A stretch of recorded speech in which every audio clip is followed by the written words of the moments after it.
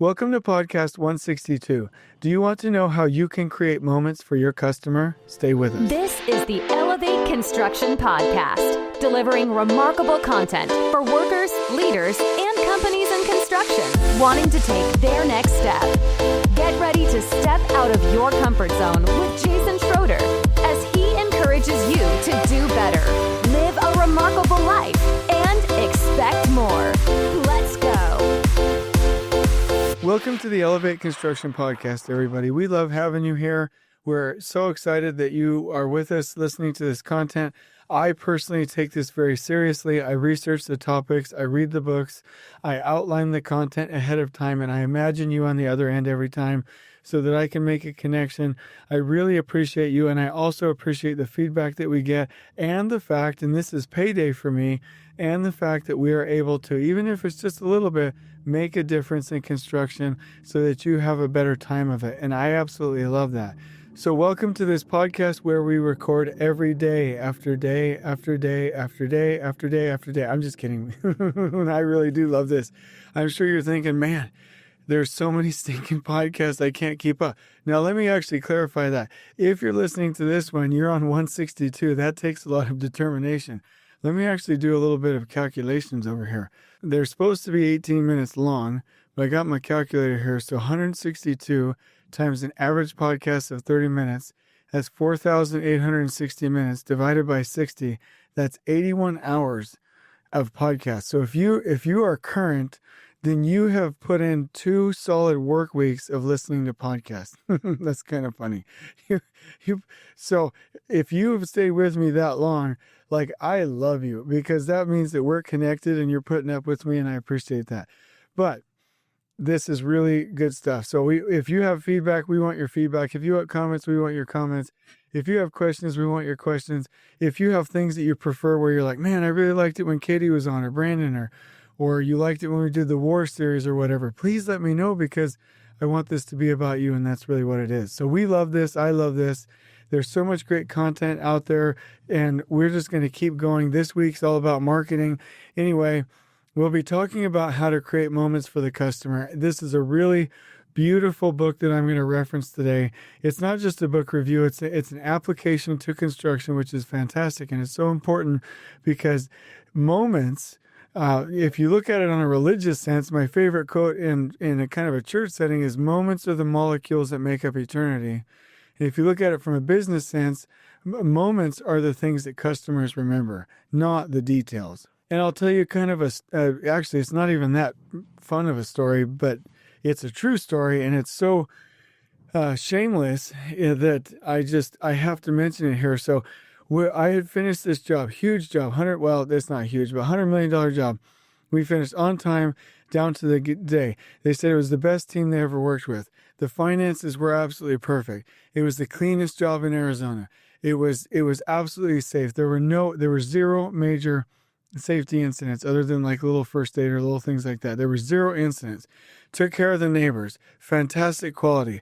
Ended up passing all of our water tests. Super complex exterior. Got it in under budget. Everything was done. Passed the audit, which no other project in the history of that owner had ever done. Everything beautiful. And the neighboring contractor finished a year behind schedule, and they were about $3 million over budget, and it was a nightmare from an audit standpoint, and it was a horrible PR mess. And guess who they selected for the next job? You guessed it. They selected the job that was most current in their minds, the team that was most current in their minds, the team that had the most frequent mental moments. We were like the unsqueaky wheel over here, did a perfect job for them. They completely tanked it, but because they had more moments, more recent moments, they get the job. They probably also had better connections. Like, that's the kind of stuff that we're dealing with. So if you think for even 1 second that you can just go do a great job and get selected for the next interview, unfortunately, that's not always going to be the case. And I'm not like pretending that we did a good job on the podcast to save face. I'm telling you that they said to our faces, all of them, It was the best project they've ever had, and they still chose the contractor that tanked it over there as our neighbors. And so could there be other things that were at play there? Absolutely. Could I not have the whole story? Absolutely. But what should we take from this? What we should take from this is that if you're just relying on your good work and you're not relying on moments, I would caution you on that, because it absolutely could have been the root cause there, that the moments were more recent with that other contractor, and that we, even though we did a great job, we may not have created as many impactful moments in the midst of us just doing a fantastic job. So let's talk about that today. Got a lot of good content for you today. What am I excited about? I'm excited about failing forward. I'm really getting used to this, and it probably sounds like I'm making excuses for myself, but I'm not. I used to be a real big perfectionist about things. And I've really come to love the lean rollout of things and lean delivery, and having a good plan executed today better than, having a perfect plan executed next week, and getting things out there in draft form for the customer to check in with it and say, hey, is this what I want? And in fact, the book that I just published, I just looked at the back cover, and somebody reached out to me and said some of the table of contents, there's 1 or 2 numbers that are wrong. And usually I would get down on myself and be like, oh, you're worthless. You didn't do a good job. You did that. What are you doing publishing a book? Blah, blah, blah. But I'm starting to get used to it. I'm like, well, I'm glad that there are so many people out there that are outlining this book and learning from it and getting what they need and giving me feedback and interacting with the information and telling me what they want next time. And I can make the corrections on the Kindle website, and it really hasn't bothered me like it used to, because I'm really getting used to the failing forward. And hey, I've got a couple, if you guys hadn't noticed, any of you who have my book right now, you have the, what do you call that when you get a coin that's misprinted and it's like the collector's edition? Well, you guys have the collector's edition of Elevating Construction Superintendents. All of the newer books will have those 2 or 3 little errors corrected, the errata corrected, in the book, and it'll be kind of fun. But I just had to say to myself, hey, I'll just upload the new cover. I'll change the couple of numbers where the table of contents was wrong, and people will forgive me. What we're doing is helping each other, and we're getting that information out. So I'm glad I didn't wait till January to get it out and have it just, another editor go through and over process it and do it again. I'd rather interact with the customer. So failing forward is something that I'm really getting good at in my life, learning from things, doing the best that I can, and really pushing forward and having the goal of blessing people instead of making sure that it's perfect. So I want to be excellent, not perfect. Also been getting a lot of really good feedback lately. I haven't been mentioning these in some of the podcasts because I want to get on time. I don't want to take too much time, but I will continue to insert these. So here's some feedback. Your podcast is like a fire hose of information. Where to begin? I just received the paperback of Elevating Construction Superintendents and looking forward to the Audible version. I was pleasantly surprised to hear you reference my question on episode 152. So thank you. I hope you give me more questions. We will continue to answer those. If I didn't get it right, please call me out. No big deal. One thing that I do want to continue to cover is what is changing in the industry. One thing that I heard the other day that I agree with, there seems to be a buzz around being outside of our comfort zones. I don't know if it's just the training, the Tony Robbins training, the books that are coming out, but there is a focus on being outside of our comfort zones. And I do want to say that as I was talking to that wonderful group the other day that's going to start putting together superintendent training, and they were asking me about how to deliver it, I said the most important thing is to get everybody focused in a direction where they can get past their fears, where they can get into the learning zone and out of their comfort zones. Most of the time when and we were talking about super specifically then, but the reason that superintendents don't learn how to work 50 hours, the reason that supers don't learn how to delegate, the reason that supers don't learn how to schedule, the reason that, on and on and on, is because they're still in their comfort zone and they're not in the learning zone out there pushing themselves. So that is something that I see in our industry. We will have to come out of our comfort zones, participate more in integrated environments, lead more, step up more, be out there more, collaborate more, be with trade partners more, and support this connected, unified system that is the project leadership, which includes the foreman and quite frankly should include the workers as well. So that's one little plug there. I also want to talk about our sponsor, VPlanner. I've talked to you about these folks before. They're fantastic. Samir with VPlanner, he's over the top. He's so accommodating. He knows everything there is to know about lean. Probably not, but he's one of the most knowledgeable that I've ever found. And personally, I feel like VPlanner, from a data standpoint, from an interface standpoint, has all the bells and whistles and the functions in it. Like I said, you can do task planning in there. You can almost have it be and the new versions do critical path methodology. It does CPM. It also does pull planning. It does the logic ties. It does the precedence diagrams. You can have the weekly work plans in there. It does Last Planner. It's the truest application, true to form to the Last Planner system that I've ever seen. And I think I've used most of them. There's so many startups now that I don't know that I've used all of them, but the major ones that at least kicked off 2 years ago, I've used all of those, and VPlanner is my favorite. So they're our sponsor today. I really love those guys. If you ever want a good application, especially in pre-construction with design, please choose VPlanner or consider them. So here's some conflict for you today. You are focused on the grind and not on the moments, and you need to be more focused on the moments. So here's a quick story for you. There was a project where I was the project director, not just field operations director, but a project director from the beginning to the end. So the interview and pre-construction, construction, closeout, the whole nine, I was the project director for that.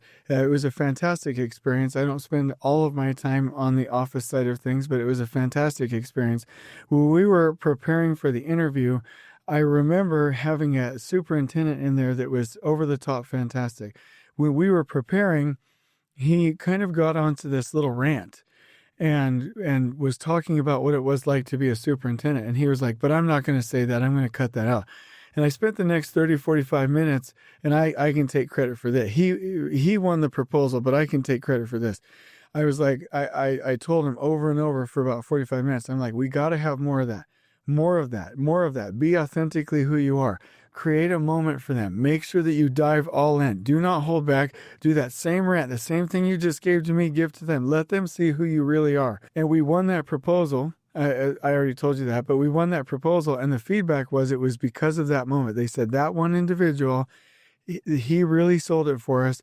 It was really close. We thought we were going to give it to this other person, but we need that moment. That was absolutely key for us. And so that just really brought my mind to the fact that we just have to be focused on moments. And if you're in an interview, hopefully you've pre-sold the job. Hopefully you have moments ahead of time. Hopefully you've already done those things. But if you don't, really create. I'm not going to say try because I don't want you to try. Do it. Really create some moments.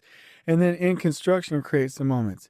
There are so many times where, like I said before, it's the groundbreaking that created a moment, or it's that time when we really did that presentation for the owners that created a moment, or it was that time in the interview when we were passionate and showed who we really are and created a moment. And so we have to really be focused on that. So let's talk about the principle. And if you go on to, let me see if I can pull it up here really quickly. If you go onto the Power of Moments website and you give them some contact information, I'm sure they're going to send you some sales information in the future, but there's a bunch of really cool downloads. So I'm looking at the downloads right now. Let me just take you through this really quickly. So they have in here a collection of readers' peak moments. They have the recommended reading list for the Power of Moments, especially for people who are in marketing or business development.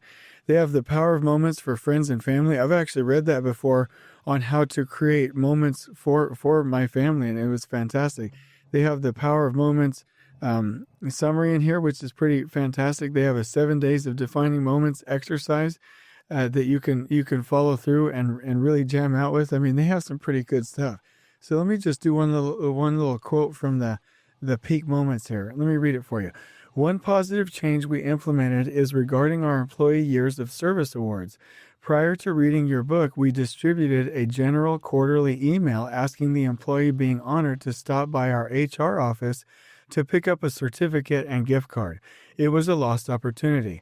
One of our Brinker Capital teammates identified this as an opportunity to create a moment. So now each month I send an email to our entire company acknowledging all of the employees celebrating a work anniversary for 1, 3, 5, 10, 15, 20, and 25 years of service. Then, as close to the anniversary date as possible, a meeting is set up with me to personally thank the employee. It gives me an opportunity as the CEO to have a meaningful conversation and express my gratitude for their commitment to Brinker Capital. We have also revisited the service award amount and increased it to $100 for each year. The benefits we created were positive for the employees who made the recommendation, and I fully give her credit for championing this idea. My hope is this will encourage more of our team members to drive positive change within our company. We are continuing to challenge ourselves in other ways to take these insights and make a difference. It has awakened us to endless opportunities of creating powerful moments in our daily service to others. Noreen D. Beeman. Let me give you a summary here. The Power of Moments is a book about how to create and define moments. We all work to improve the experience of the people we care about, the patients we treat, the customers we serve, the students we teach, and the kids we raise.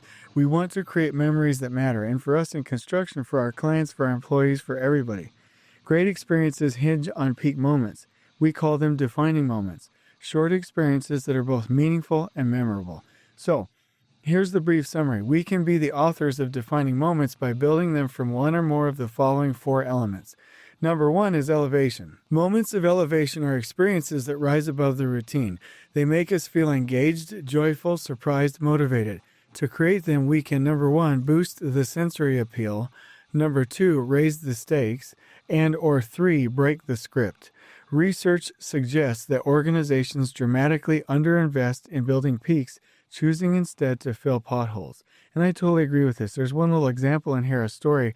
It's about the popsicle hotline, where at this hotel, it's not even that fancy of a hotel, but they have all these little neat things. And one of them is a popsicle hotline at the pool. You can just pick it up and order a popsicle, and they bring you out a popsicle. It's really cool. And that little thing that's like breaking the script, it's boosting sensory appeal and raising the stakes. I mean, it's over the top fantastic because it creates a moment. The second one is pride. Moments of pride commemorate people's achievements. We can use 3 strategies to deliver pride. Number 1, recognize others. A small investment of efforts yields a huge reward for the recipient. Number 2, multiply meaningful milestones. Reframe a long journey so that it features multiple finish lines. And this ties into construction perfectly. We have to have mini marches and finish lines throughout our big projects or our long projects. And 3, practice courage by preloading our responses in advance so we're ready when the right moments come. So there's a number of neat stories in here as well. But really, we need to commemorate with higher moments people's achievements. Number 3, insight. Moments of insight deliver realizations and transformations. To produce moments of insight for others, we can cause them to trip over the truth by revealing 1, a clear insight, 2, compression in time, and 3, being discovered by the audience or discovery by the audience. To produce moments of self-insight, we must stretch, place ourselves in situations that involve the risk of failure. And there's a number of neat little stories in there for that as well. Number 4, connection. Moments of connection bond us together. Groups unite when they struggle together towards a meaningful goal. They often begin their work with a synchronized moment. In individual relationships, it is responsiveness that deepens our ties. A responsive interaction can bring people together very quickly. So there's a number of really neat stories, like I said, and they're all mentioned in here. I recommend that you read the book, but the bottom line is, how can we elevate a moment? How can we celebrate the pride of a moment? How can we make a moment insightful? You know, one little story of insight that I really appreciate, I can't even remember what book I read it in. It might have even been in this one, but where somebody was selling gloves or wanting to it wasn't selling gloves, it was standardizing the use of gloves. And for the meeting, instead of just doing a PowerPoint or something, they bought a pair of each type of glove and put in there the price tag for each of them and dumped them out on the desk.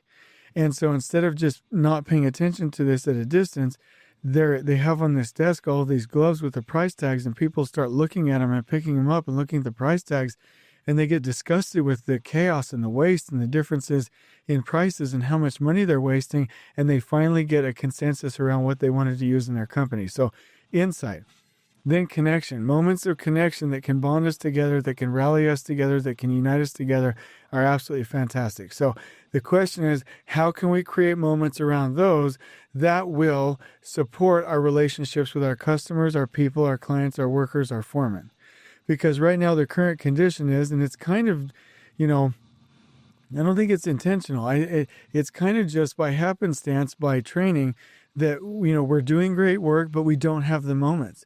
And I constantly tell teams, especially teams where I'm a part of the team, I'm like, hey, this moment right here where we can go, take care of a design issue, or where we can really lean in and figure out this problem, or where we can go do some research for the owner, or where there's a big problem and we can go track down this permitting issue for the designers, or this is a moment. And I'll get, inevitably some feedback that says, well, it's not my job. It's not a big deal. What do they expect us? But it's like, hey, I get that. But there's a couple times throughout the project where we really need to show that we care and create a moment for them. So don't underestimate the moments. And if you're a project manager, especially, we got to find those moments and really dig in and find a way to leverage them throughout the project, so that we're not just doing good work and getting ignored and then let the crappy next door neighbor contractor get the next job because they created more moments.